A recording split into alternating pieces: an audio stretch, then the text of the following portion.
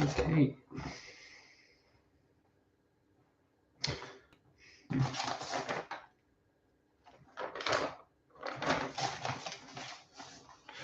So today we will discuss a little, very small amount about the link between Western fencing and kumite, sparring in mainland karate or Japanese style karate, as opposed to Okinawan. So before we do that, let's just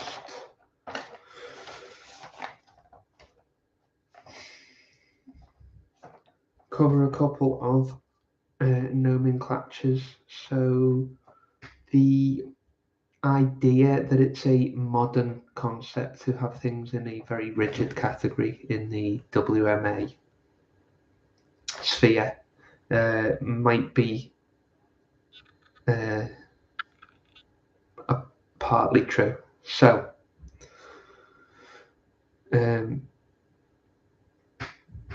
as Terence McKenna would say, language affects things, reality, things like that. Okay.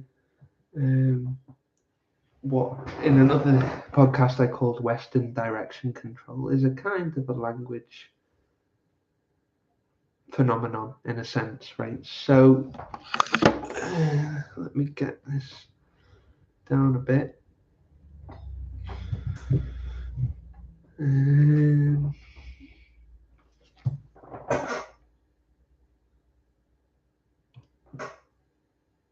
Okay, so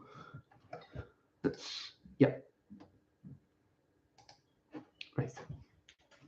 So we have a couple of terms here. So to distinguish from what people call a so-called medieval broadsword or a HEMA or a Western broadsword, okay, which has a lot of connotations, and there's,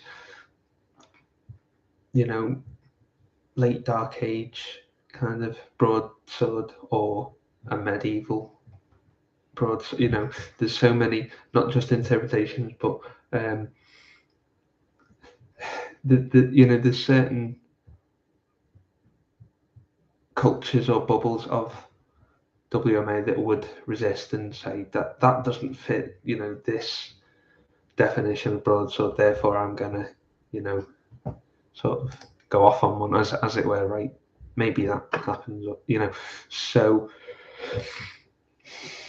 to distinguish from that rigidity of saying broadsword or Dark Age sword or medieval broadsword, and not just confusion but rigidity of people insisting that their thing is the thing, or that their community's definition is the ultimate definition, right? It's more about consistency than it is about rigidity. So like left and right hand drive is about consistency. It doesn't really matter which one, it matters the consistency that everyone agrees to that system.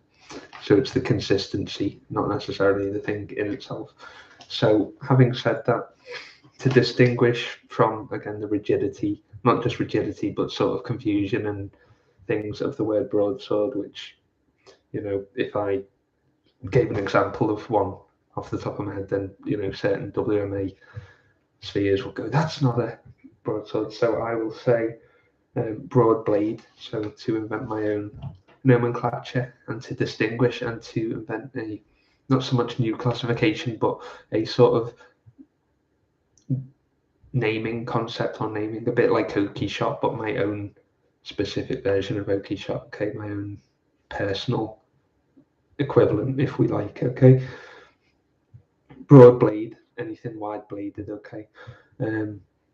Long blade, so it can be a Grossmesser or or a Swiss saber or a two-handed backsword, or anything like that, any non-standard two-handers,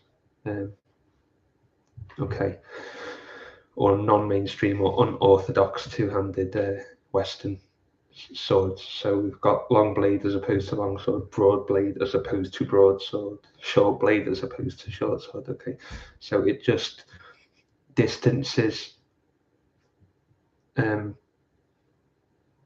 this it distances, so this nomenclature distances itself from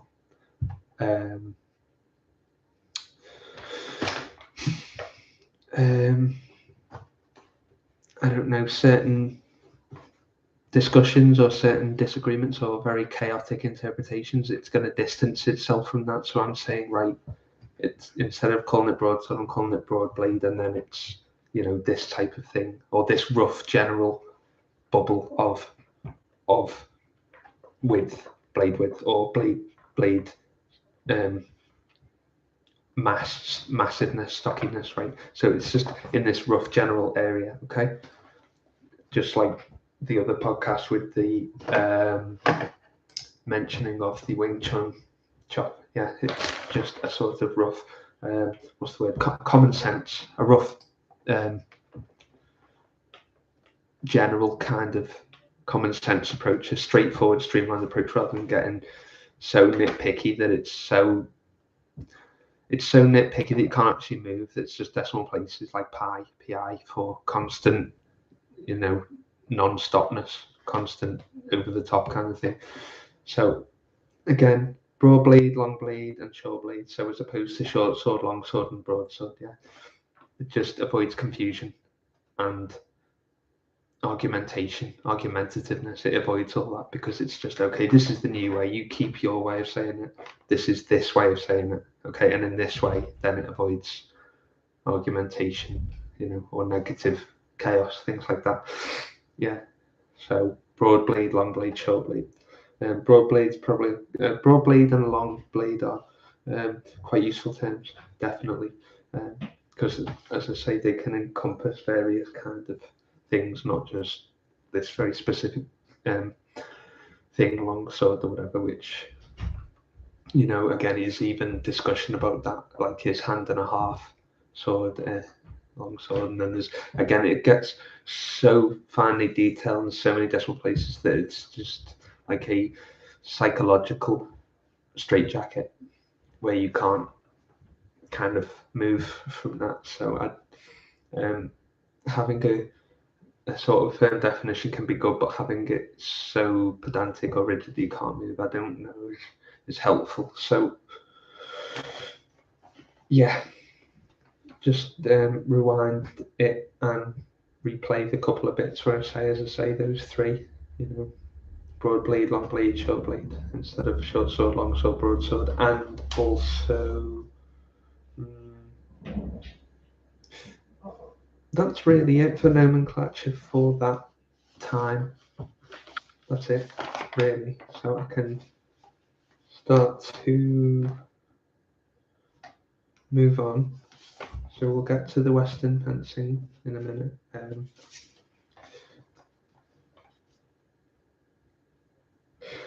Let's quickly go through. So just playing with rule sets, technique being rewarded instead of just, you know, power. To give different, a bit like the Kosen Judo rule set. So, you know, given a bit more of a fair balance, you know, for example, the semi-open weight classes, which is weight class, semi-open weight class, which is both a personal sort of classification invention, you know, but also, as I say, having a slightly modified rule set so that it doesn't just reward power only by itself, physical power, you know, because then it's not going to give the technique fighter any fairness or chance. Okay, so having said that, playing with rule sets. Okay, so cardio and long term, so a bit like Vale Tudo. Okay, let's say that level 0 or level 1, the initial level, call it level 0 if you want. Okay, 25 minutes, no rounds, right? Just keep. Yeah, this is a sort of personal cardio, or what we would call, again, another word invention, a sparring marathon. Okay, so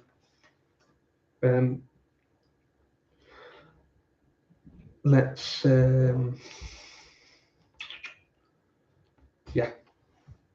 let's let's say that level 0 is 25 minutes, no rounds. Okay. I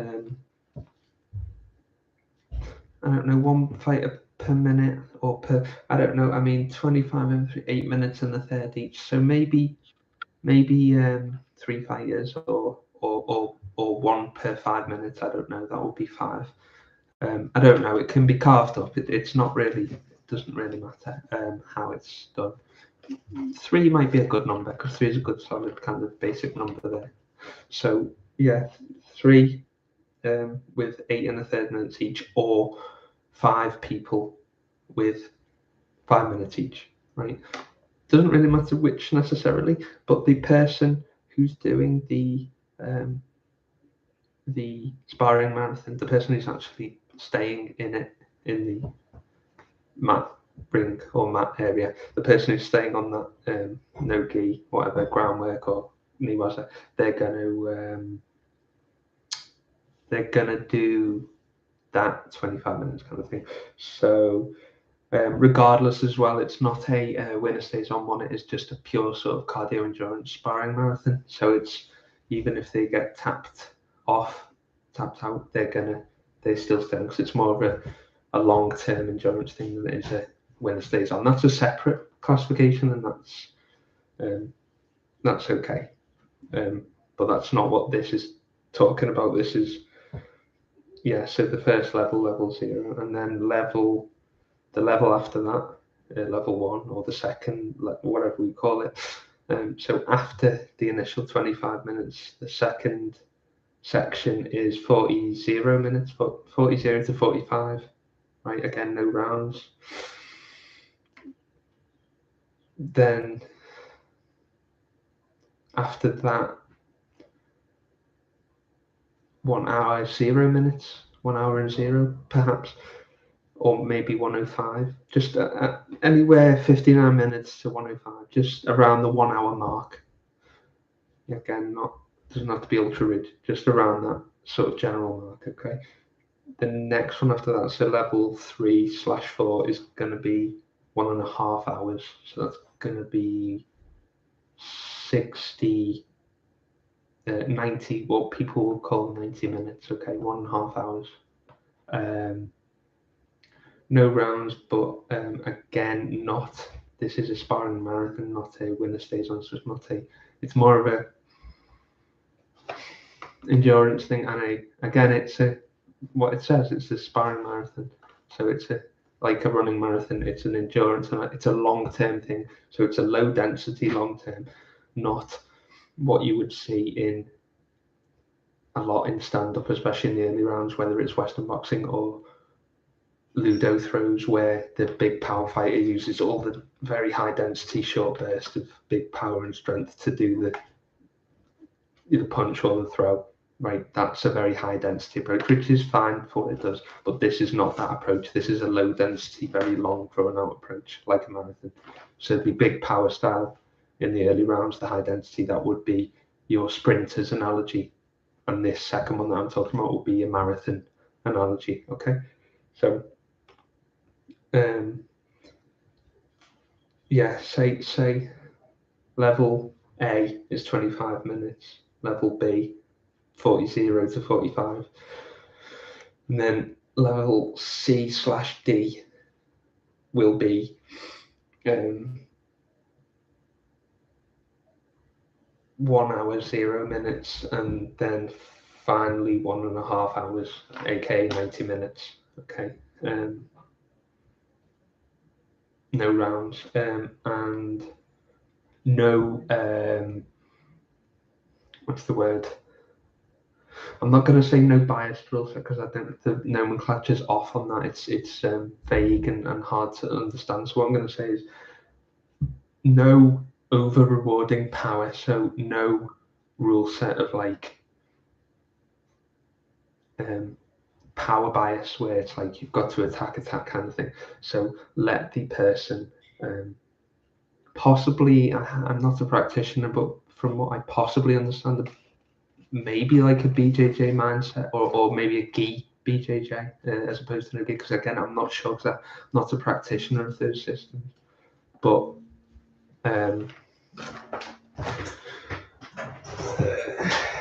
Yeah. Hello. You're on webcam, but go on. Go on. Did Mark ring you? Yeah, no, that's okay. I'm glad you told me. No, okay. Yeah. Okay.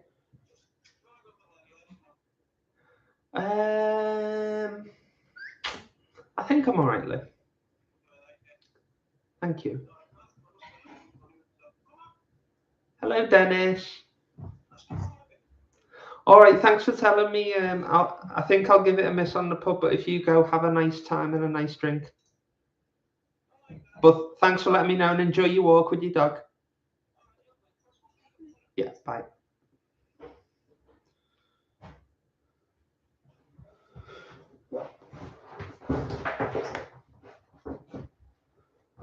Okay, let's.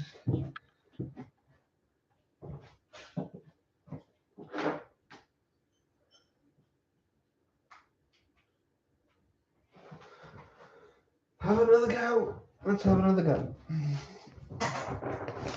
That was whenever it was. All right.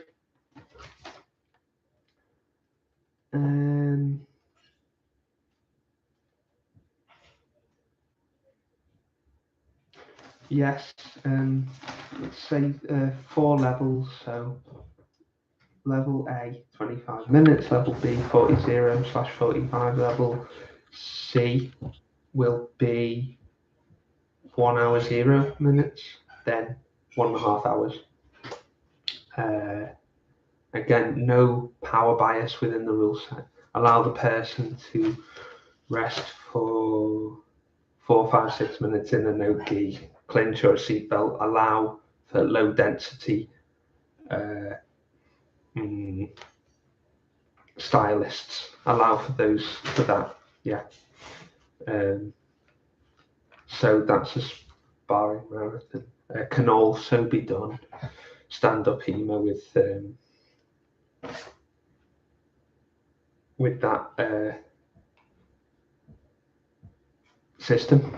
Historical fencing, it can be done stand-up and things, although the cardio can be way higher with that. But it can be done various. It doesn't just have to be no-gi or groundwork. It can be done. Let's say certain elements of what I understand. Again, not having practiced it, what I understand in the Western wrestling sphere or community, the freestyle system. So no-gi leg grab, single, double, what I call drag down or a drive down, okay, or they call run the pipe, where you grab a no-gi leg grab on a single leg and then sort of turn or drag down. So no pickups or strikes. So throws or strikes, so none of them, or slams, none of them. Just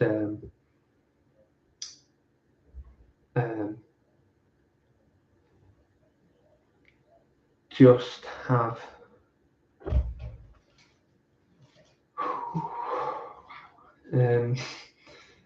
just have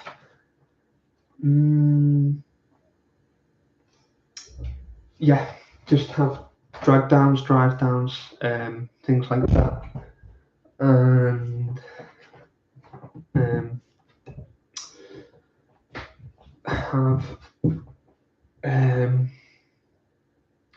have no, let me say, no impact force or very reduced impact force. So again, a drag down or a pull down, but no high speed impact force, which is why a throw is a strike. Okay.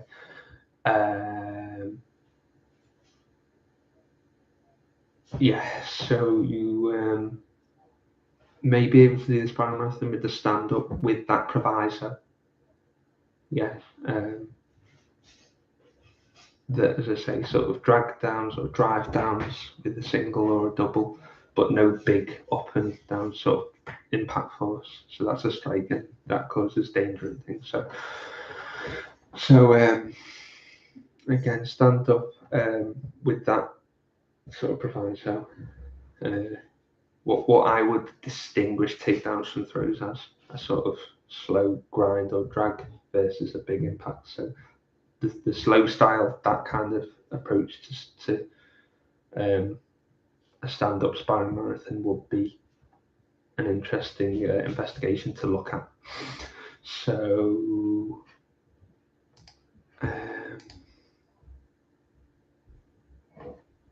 yeah, that is just a couple of things, and then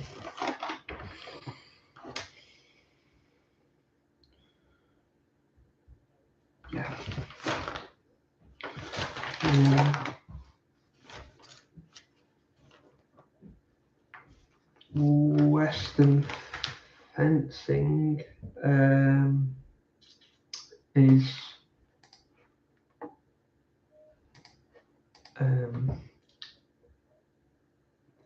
to be compared with Kumite karate. Shotokan, mainland Japanese karate, as I say, not the sort of short range, more bunkai kind of Okinawan version. Yeah, and just for this evaluation, for this particular analysis, we'll keep it to that. We can involve the Okinawan version for a different video. So just now for a couple of minutes, it's going to be Western fencing and Kumite, okay, karate. So let's move that and that, and there we are. Okay, so move that, and that goes there. Okay, so now, yeah, it doesn't matter left or right. This is left for now. Okay, it'll be all the same left and right. So yeah, Western fencing. Okay, straight lunge of here.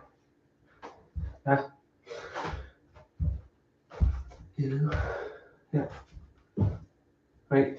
So I am thinking or led to understand that you could do a half lunge or a shallow, a short lunge as well as the full style. Okay, from what I have observed as a non-member, as an outside observer of Western fencing. Okay, so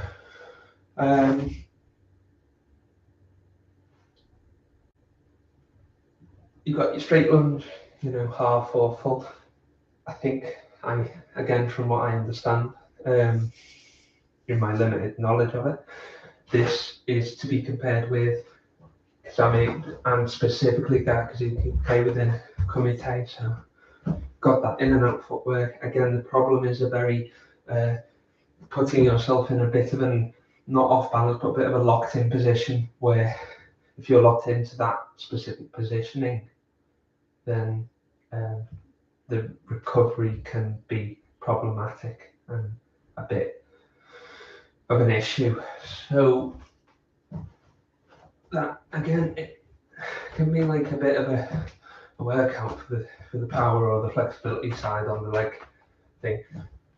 But again, it just is a bit difficult to, So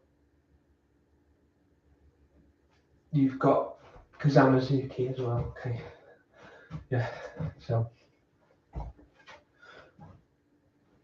with the Western fencing there, and you've got the bouncing. So in Western fencing, you've got sort of a fluid kind of shuffling kind of thing, a rocking, a to and fro kind of thing. Again, from what I can just understand from an external non-member's point of view, from an observational outsider's point of view. Yeah. which is all I have at the moment. So this kind of to and fro kind of thing, Western fencing, and this bouncing in kumite. Yeah, it's similar. And then the straight lunge in Western fencing and Kazamazuki in kumite. Yeah, left and right, yeah. But the Kazami technique is maybe a little bit of a shorter step, and you can involve the pulling back here again. That's also Western fencing, yeah.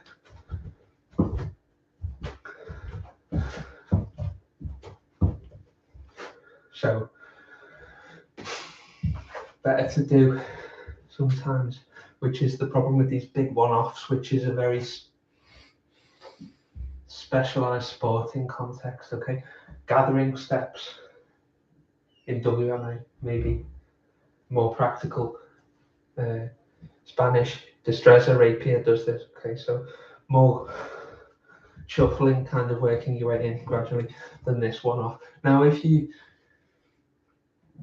hyper speed, efficient, you're sort of technique gifted or talent gifted with that specific type of speed, then okay, you can do the straight lunge. Okay, but that's an extreme example. That's an extreme outlier, an extreme exception to the rule. I would say, in general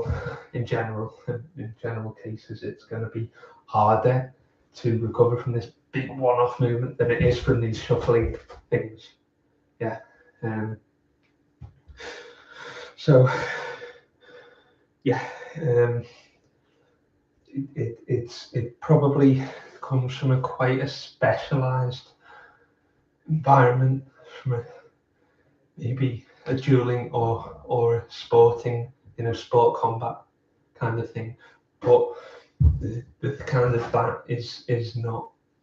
And so Western fencing, straight lunge, and Gyaku, yeah, is a kind of a very specialistic, a very environment specific thing that maybe is not practical, shall we say, in all cases, right? Or it's not as efficient as I say, as like, this more small, what you call inchworm kind of thing, where you work your way, and it's maybe not as efficient, right?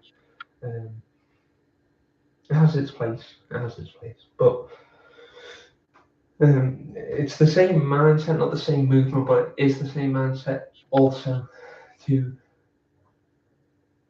judo, ludo, where Osoto, yeah, where you're coming in, again, the power person picks you up kind of thing. So it's right into the danger area. So all three systems can be quite into this. Western fencing straight lunge can be into a counter thrust or stop thrust. The kumite can be into a counter shot or counter punch, right? And it is very difficult to calculate for the counter person, for the counter fighter. It is very difficult. So it's not like it's simple for them in any way, shape, or form. But those three, yeah, the ludo here, the kumite, and the Western fencing lunge, they are all quite open and quite hard to recover from. Okay, so all those three, again, is probably a very specific sport combat thing, and a very specific, you could say very specific one-on-one thing. It's not really a military efficient approach at all, in my view. I can't see it at all in that context of things, in that side of analysis and evaluation. I can't see it within that analytic framework. Yeah, I can see really, as I say, a very, maybe within the same weight class and one-on-one, maybe even then it's risky, and it's certain type of muscle memory within certain people will be more successful than other people at it, right?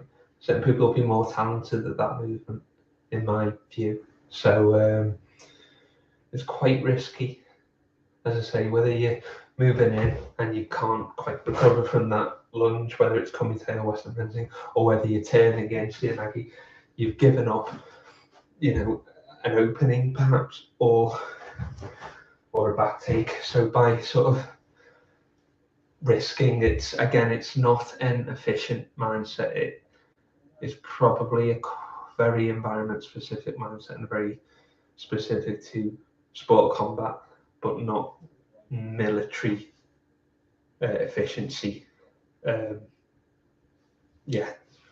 Which is why a military rapier would look different to a one-on-one style rapier, because things in different environments are going to look different, because that's they will, Asian elephant different to African elephant, etc., etc. The environment of the thing will make it look different. So, I think, and also I suppose you could say the most, if it's 50-50 or 60-40 or whatever, if it's both, the best case scenario is a draw or a stalemate, or they both, or a double knockout, say if it's a punching system, the double knockout rate, but that's a stalemate. So that's like the best case scenario if things are equal, So I see that with those kind of a bit like a sacrifice throw. It's almost like a sacrifice attack. It's like you've sacrificed a bit of your guard. You're sacrificing that, again, whether it's Kumite, whether it's Western fencing, whether it's judo. You're sacrificing a bit of your guard and a bit of your defense and protection. So yeah, again, I think that's quite specific to sport combat and to one-on-one and to someone of the same weight class. I don't think that's a military efficient mindset. But again, different environments produce very different appearances, technique appearances. So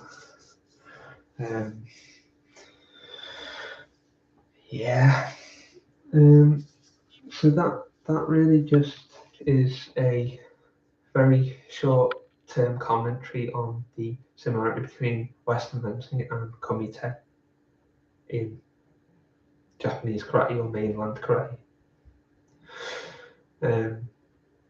So yeah, the sort of rocking to and fro in Western fencing is similar to the bouncing in Kumite, and the sort of constant movement kind of thing,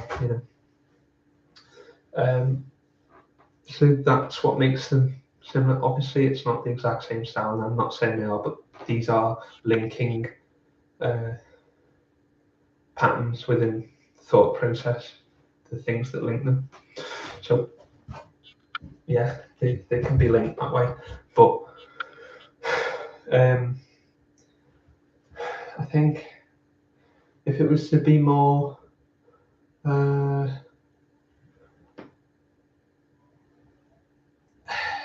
militarily efficient, or whatever we say, maybe here and small sword WMA and rapier WMA, maybe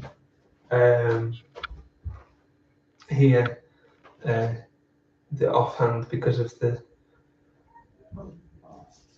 semi-non-existent, shall we say, not fully non-existent, but semi-non-existent cutting abilities of them compared to a scimitar.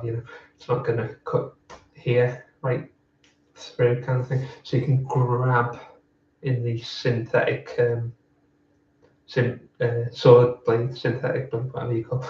You can grab and that's a very good self-preservation kind of mindset as well. It's like locking down a bit like a no-gi whizzer, right? You're locking down their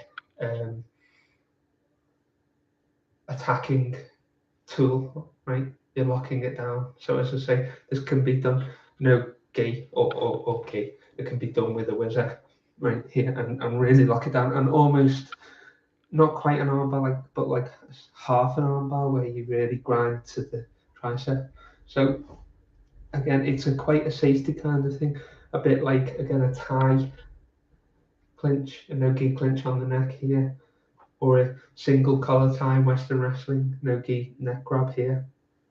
It is a sort of slow pressure, but also it's quite safe because you're barred here, and also this is tight to the body. So, or left-handed even, but again, it's tight to the body, and it's this forearm and this gooseneck kind of shape, and this elbow and this wrist protects, and buffers. So just like the guard here, it's self-preservation kind of approach. Yeah, not a big opening movement kind of. Again, the person who can probably get away with that best, maybe there is mental toughness, mental strength in sports science and Western psychology, which are very good. So someone who can do those big opening up things, maybe very high in that, and high in physical power. So the person that is not going direct, right? Which is why generally smaller people or technique fighters versus power fighters can get away with this more on groundwork than they can standing, is because they slower, the speed is slower, the power is reduced because the hips and the body is more low and wide and glued to the mat, so the speed is reduced. So that cuts down their momentum, which cut down their power. So it dampens. It doesn't take it to zero, and it doesn't take it nowhere near that, but it does reduce somewhat their power. Hence the invention for the semi-open weight class, right? It will give a bit more fairness to the technique fighter versus the power fighter, because there has to be a fair approach. Yeah. Certain rule sets that I have observed give a very biased reward towards power fighters. Okay, not a fair medium middle ground, and that's not really for me, really, to be honest. So yeah, all of those things, as I say, probably environment specific and require maybe very high speed or very high power. But the person that isn't on the end of things probably would be more, as I say, like the Spanish rapier style, more work your way in or things like that. So there does seem to be, at least on the surface, on the external surface, there seems to be the appearance of a bias towards that sort of high speed, high power, whether it's Western fencing or judo or kumite, and it's just going to reward the power fighter or the faster fighter. Yeah, it's not necessarily going to reward technique, which again, rule set dictates everything. It's whether it's badminton, table tennis. Yeah, the rule set will dictate the sport combat. Yeah, so whatever rule you have, if you have a short sword, it'll be close range technique. If you have a long blade, it'll be long range technique. So the rule set and the environment dictate pretty much almost like 99.999% of the sparring, right? So rule set is almost everything. Yeah, that about wraps it up really. So again, it rewards, it leans towards a bias. Maybe accidentally, maybe it's an accidental bias. I'm not saying it's pre-planned, but it does lean towards a bias. So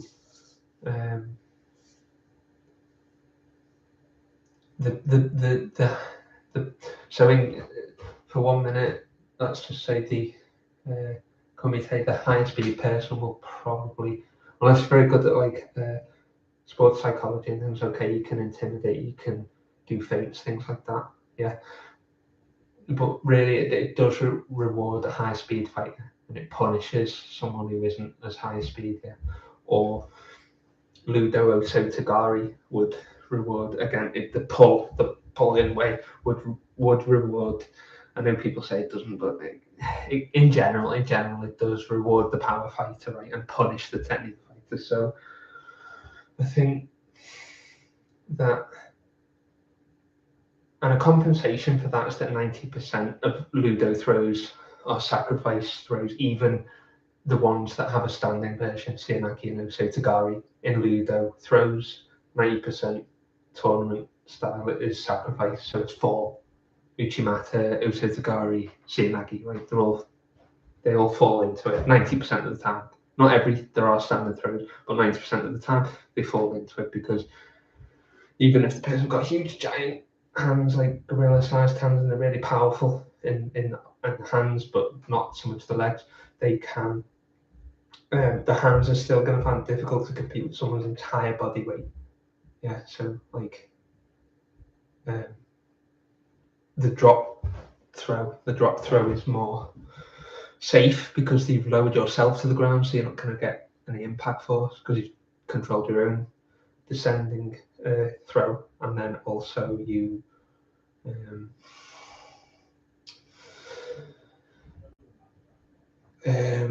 what's the word? Yeah, safe and efficient, because your body weight is gonna probably be stronger than their hands, even if they've got very powerful hands or hand fighting skills. It's still gonna be hard to compete with the entire weight of their body frame. So that is efficient. The drop throw is an efficient concept. Yeah. But as I say, in general, I don't know again where that bias comes from, but it rewards this sort of direct kind of thing, rewards like the high power, high speed kind of thing, and punishes, say, a low density fighter or a technique fighter. So, yeah, that is where inventing new rule sets can come in, and semi-unlimited time frames, inspiring marathons, things like that. So I think that's it. I've said what I needed to say on the bullet point list, which was the link between Western fencing and Kumite, which was the balancing and the straight lunge. So both systems have the straight lunge and balancing. Yeah, and all three, Judo, Kumite, and Western fencing, all three have a sort of a bit of a direct sort of quite self-endangering kind of thing, which seems to be a bit odd to me. And I know people say you cover or whatever, but there is a sort of a leaving yourself open, whether it's a turn or a straight lunge or a punch. It's sort of leaving yourself open on some level, which is not militarily efficient. So, yeah.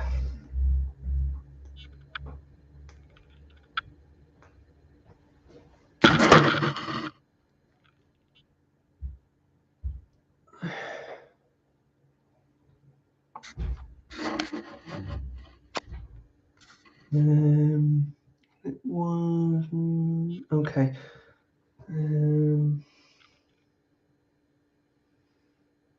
Right. Yeah, that is fine.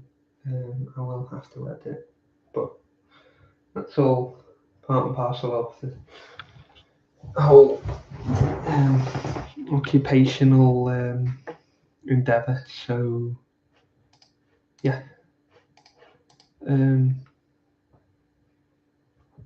Yeah, that's it. Low density fighting, high endurance, modified rule set, not having an ultra biased rule set towards a power fight, and then links between Western fencing and Kumite. And those are the links, the sort of bouncing to and fro thing and the straight lunge. So those are two, and the in and out kind of footwork kind of thing. So yeah. As well as tachiwaza and nagiwaza throws, and stand up in judo is similar again, with this sort of half linear, semi-linear kind of approach, which has its good points and its bad points, and the bad points are that it self opens you to counterattack. So the analysis and evaluation of those techniques and systems will be dealt with more continuously in other vlogs and videos. So thank you very much.